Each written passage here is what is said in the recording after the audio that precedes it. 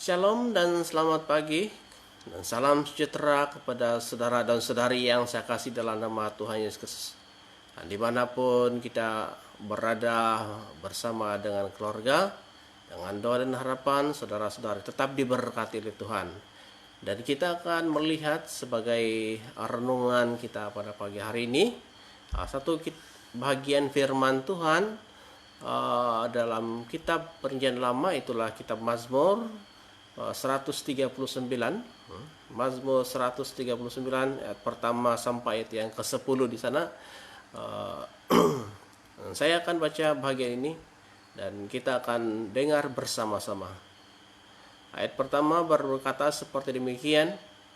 Untuk pemimpin biduan, Mazmur Daud. Tuhan, Engkau menyelidiki dan mengenal aku. Engkau mengetahui kalau aku duduk atau berdiri. Engkau mengerti pikiranku dari jauh. Engkau meriksai aku kalau aku berjalan dan berbaring. Segala jalanku kau maklumi. Sebab sebelum lidahku mengeluarkan perkataan, sesungguhnya semuanya telah kau ketahui, ya Tuhan.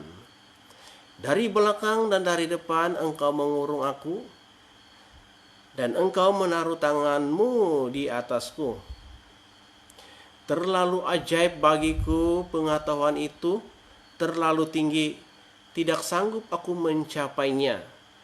Kemana aku dapat pergi menjauhi rohmu? Kemana aku dapat lari dari hadapanmu? Jika aku mendaki ke langit, Engkau di sana. Jika aku menaruh tempat tidurku di dunia orang mati, di situ pun Engkau. Jika aku terbang dengan sayap fajar dan membuat kediaman di ujung laut, juga di sana tanganmu akan menuntun aku dan tangan kananmu memegang aku. Demikianlah kata firman Tuhan. Saudara yang saya kasih dalam nama Tuhan Yesus Kristus, saya akan menarik satu pokok renungan pada hari ini, yaitu di manakah Engkau Tuhan, ya? Di manakah Engkau Tuhan? Saudara yang saya kasih dalam nama Tuhan Yesus Kristus, ya. Nah, sebagai pertanyaan, pernahkah saudara dan saudari merasai seperti Tuhan itu tidak ada, ya? Sehingga kita mau bertanya, Tuhan, di manakah Engkau berada? Iya Tuhan. Sepertinya Tuhan itu seolah-olah dia jauh. Sepertinya Tuhan itu meninggalkan kita. Seolah-olah kita rasa bahwa Tuhan itu tidak menghiraukan lagi situasi yang kita alami, yang kita hadapi pada saat ini, ya. Mungkin kita mengalami kesesakan, ya, demi kesesakan. Nah, jadi pernahkah kita berpikir seperti begini, Tuhan, ataupun di mana Engkau Tuhan, ya? Dan kalau kita pernah berpikir sedemikian, saudaraku yang berbahagia, ya, kita juga sama seperti si pemazmur ini.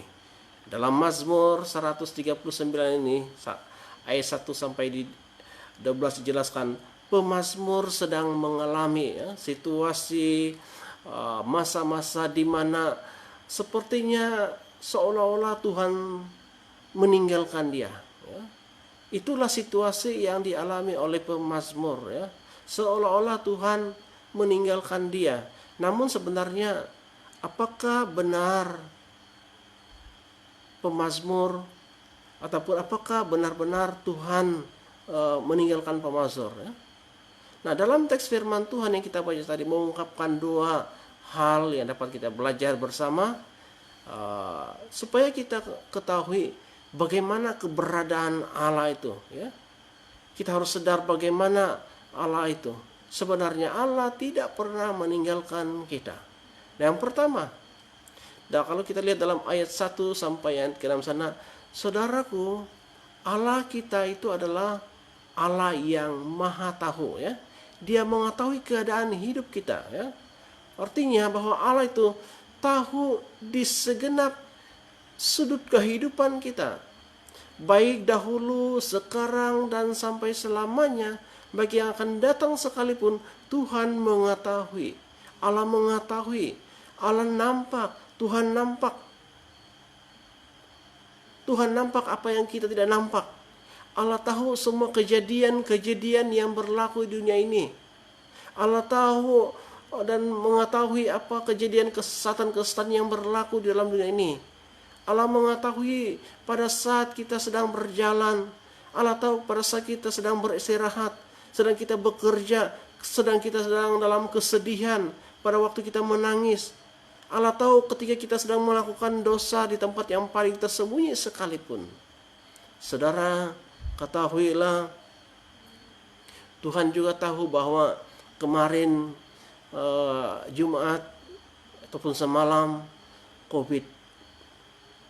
jangkitan COVID ataupun case COVID di Sabah melebihi daripada 1 case. Tuhan tahu semua itu berlaku. Dalam ayat 1-6, saudara, dijelaskan bahwa Tuhan mengenal semua orang yang ada di dunia ini, termasuk pemazmur sendiri.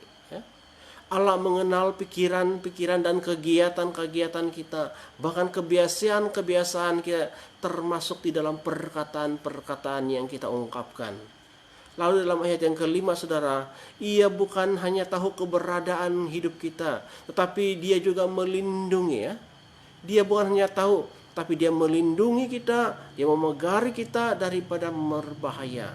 Seperti induk ayam melindungi anak-anaknya dengan sayapnya, demikianlah juga Tuhan Allah melindungi kita dengan kekuatan tangannya yang maha kuat. Ya. Itulah karya Tuhan bagi Allah. Itulah karya Tuhan Allah kita. Ia Allah yang maha mengetahui. Hanya di pihak kita, saudara, kita tidak tahu bagaimana cara Tuhan berkarya di dalam kehidupan kita. Yang kedua, Allah itu maha hadir. Dari ayat 7 sampai ayat yang seterusnya di sana, ya, ke-12. Nah, Allah itu maha hadir, maksudnya Allah itu tidak dapat dibatasi dengan waktu ataupun ruang dan waktu. Dia tidak dibatasi oleh apapun di dalam dunia ini. Ia boleh berada di mana-mana pada saat yang bersamaan. Dalam ayat 7 sampai ayat 9 dijelaskan di sana bahwa pemazmur tidak dapat lari daripada Tuhan Allah itu. Ya. Kemanapun mazmur pergi, di situ juga Tuhan ada.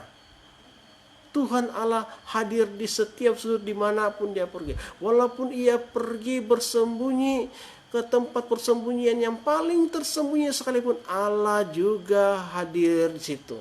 Ya. Jadi di sini sangat jelas bahwa Allah itu maha hadir, ya. Maka itu Tuhan Allah itu sebenarnya kalau Dia maha hadir, Tuhan itu selalu, artinya Tuhan Allah itu selalu berada di dekat kita. Dia tidak jauh. Dia sangat dekat dengan kita, ya. Dia selalu melindungi kita. Namun persoalannya adalah, lalu apa tujuan Allah mau selalu hadir bersama dengan kita?